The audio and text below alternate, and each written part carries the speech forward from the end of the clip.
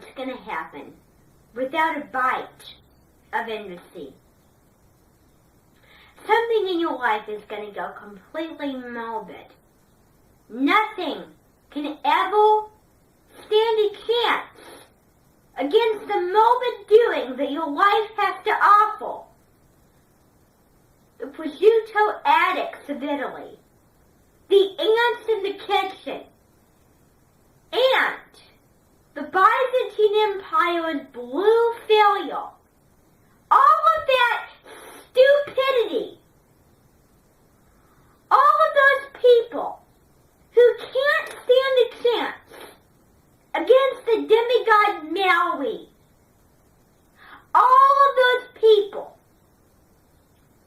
who just have a faith to kill the bad things.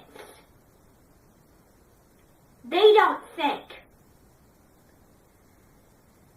First impressions are awfully misunderstood. Because, for example, a first impression of me would be that you would not want to be with me because I was ordering you around all the time. But then, as you went along, you would realize this is actually working well. Now, no one can kill anyone. Killing is wrong. Killing is bad. I just want to throw that out there. Killing is bad. And not letting someone go along with you and show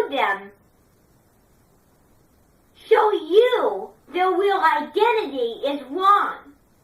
Give them a chance. I had two friends yesterday in the closet.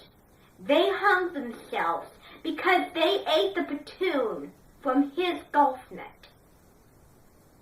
The next thing you know, they're going to be completely grossed out by shepherd's pie and moussaka. They hate the potato topping. Maybe someday they'll come back to the potato topping of the moussaka and the Middle Eastern bald head shepherd's pie. But no one goes anywhere near the ending fault bomb or ball. I'm not allowing it. Look to the positives. If you don't like it, come back to it. That's the only way you can get by the fall fixed cuttings of the deep quarry. You get the stone slate in the tube, and how they do it is they just run it down the mines, and then down to the chute where engines and men get coal over their faces without having to clean up after workshop warning. It's best to let the deep ends worry about that. It's best to have them give you a shampoo or do a massage. Something out of saving yourself. Something out of figuring out. Something out of a savior of the deeps. Something we wish to pursue as a big, honest mistake. The first impression of the changing world winding, you don't see it, but they do, is wrong. It's actually the pilot sunset, not the doomed abandoned junkyard. People are so wrong when they go down that alley. They get scared. Then they get lost. The fog just closes them in. But I have to say, if you have true faith in the fog will open a small path that you can go through. The fog is not God. However, God, He makes sure that the fog does the job.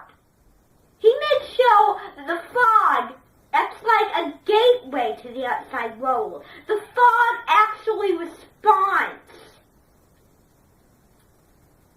I reckon I've just seen 2 hedge hunters over there by Geese's ghoulies. They've chopped down half a ghoulie already, half a duckling, half a sheep, half a woodcut. And then their wood piece is completely soaked with fish juice, and they argue which is more important, the wood piece or the fish. One argues the fish, the other argues the wood piece. I have to tell you that the wood piece is the same amount of importance as the fish. The fish is a living creature. But think, if you had to be warm, if you had to live and hunt and survive in the fall, you would definitely need wood to burn a fire. What if you didn't have blankets with you? You would rub the warmth from your hands all over your ex's body, and it would keep you toasty warm. I had someone yesterday who gave up a ball in the air. They said, "It is your decision to fight, Dorothy. You throw this up." And when you throw it up, if it hits the ceiling, you know where the top will be. No one is strong enough to throw a ball up into the sky, because if you do that, it will just fly out into space. As you can see from the sky, I have 3 cuttings up there, and a very sharp knife is weaving in my attic. "Ho, senor! Bring the knife away from the cutter! It's dangerous! Be safe with the web cuttings!" You have a knife and you get rid of the cobwebs. What if someone is screaming like Alicia Batti? They're stuck. Well, then you need to cut their hair and get them balled down. The only way you can save them from the deep cuttings is to get them away. But walk away, just like a bee. Walk away from the deep cuttings. I guess my point here is to be brave. The deep cuttings and the doomed cleaner. Keep away, but be brave. Meaning you're not going to run away. Be brave to walk away, but don't face it. You can't stand a chance against either the deep cuttings. I'm sure several politics will tell you. All over North Byway, to edgy out the edgy, to edgy out the deep cuttings is completely neutral. Because neutralizers face the challenge of facing the stairs on the slates. In the deep cuttings, there's a process where the powder gets changed into the brick. Then the brick gets shot off into the air and into the pole of dynamite. This pole is protected by sacred Indian troopers, surprisingly. This pole is sacred, they say. Don't mess with it. If you mess with it, you're getting on sacred ground.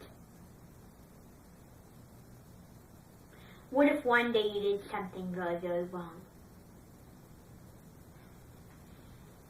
And you feel the mood to write a song. A song that will change your life. A song that will represent how you feel. A song that is worthy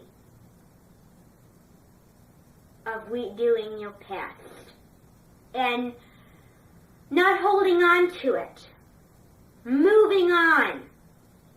This song will gladly represent that.